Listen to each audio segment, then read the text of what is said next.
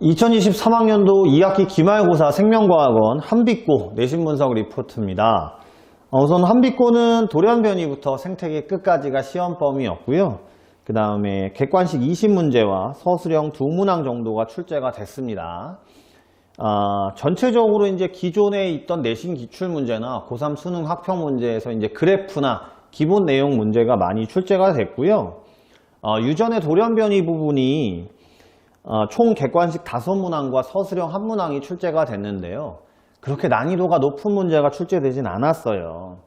그리고 이제 지금 고3 학평 수능에서 좀 난이도가 높게 나타나는 비분리나 구조 이상 돌연변이가 결합되어 있는 문제가 1번부터 출제가 됐기 때문에 학생들이 난이도가 많이 높지 않을까라고 생각을 했었을 수도 있는데 그림 문제였고요. 난이도가 높은 편은 아니었습니다.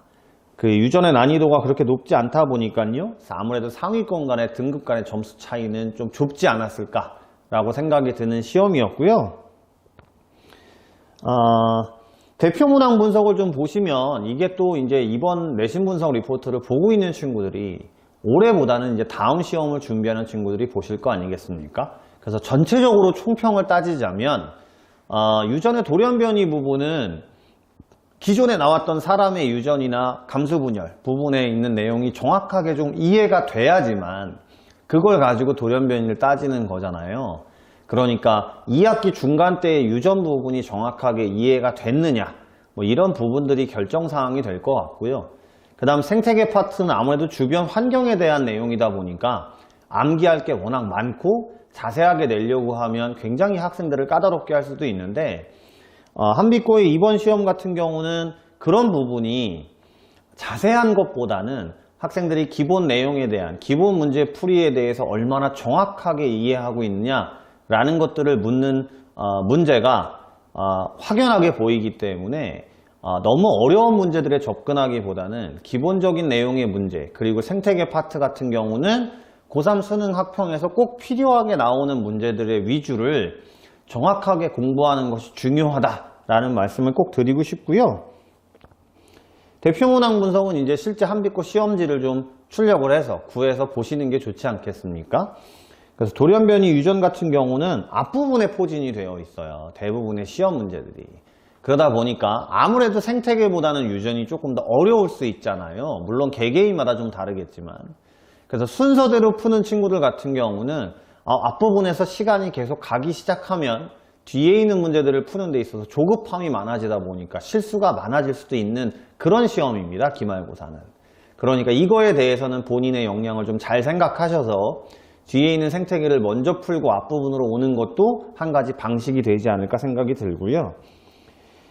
1번 문항에서 비분리와 전자가 결합되어 있고 2번 문항에서는 구조 이상 유전병의 특징이 또 세세하게 나와 있어요.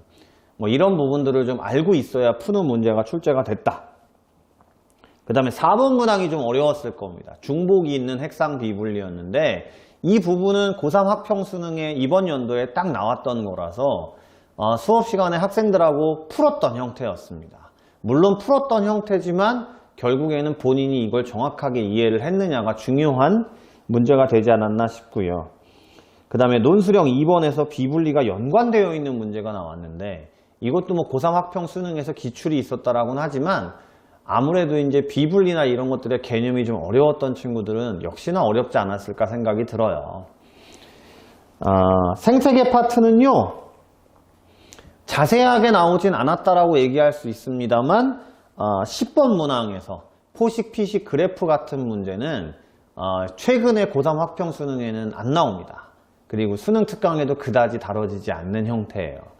그러니까 타 학교 내신에서도 최근에는 많이 보이지 않는 형태긴 합니다. 하지만 학원이나 학교에서 분명히 수업들은 했을 거고 그 다음에 여러 번 반복했던 것이기 때문에 조금 생소하다고 느꼈던 친구들은 이런 부분에 대해서 어쨌든 중요하게 나왔던 것들이니까 수업 시간에 충실하게 공부를 해야 된다라는 게 중요한 문제였고요. 그 다음 11번의 수평분포나 수직분포 같은 경우에도 이 부분에 대해서 당연히 수업이 여러 번 진행이 됩니다.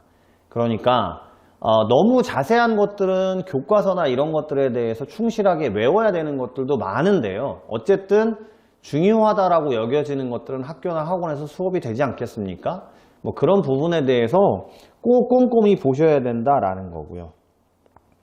오히려 생태계에서 가장 중요하다고 여겨질 수 있고 고3 수능 학평에서 중요하게 나오는 방형국법 문제는 서술형 1번 문항에서만 한 문항만 출제가 됐어요.